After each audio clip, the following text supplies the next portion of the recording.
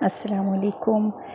آج میں آپ کو محبت کے موضوع پہ ایک غزل سناؤں گی۔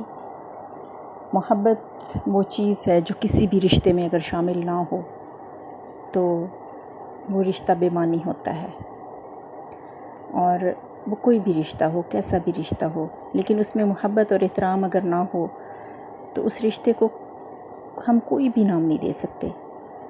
تو مجھے امید ہے کہ آپ کو یہ میرا جو ہے ٹاپک بہت اچھا لگے گا اور آپ اس کو انجوائے بھی کریں گے۔ تو محبت پہ بولتے ہیں کچھ۔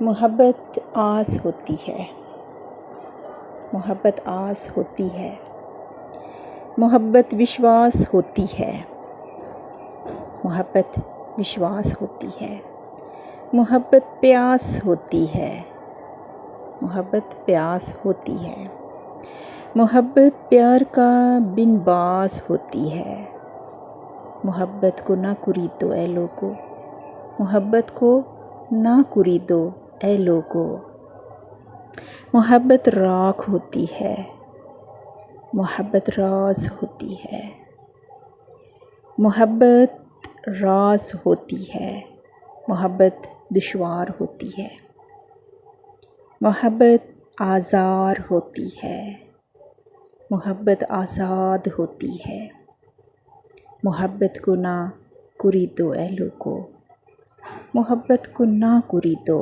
اے لوگو، محبت راکھ ہوتی ہے، محبت کو نہ خریدو اے لوگو، محبت راکھ ہوتی ہے۔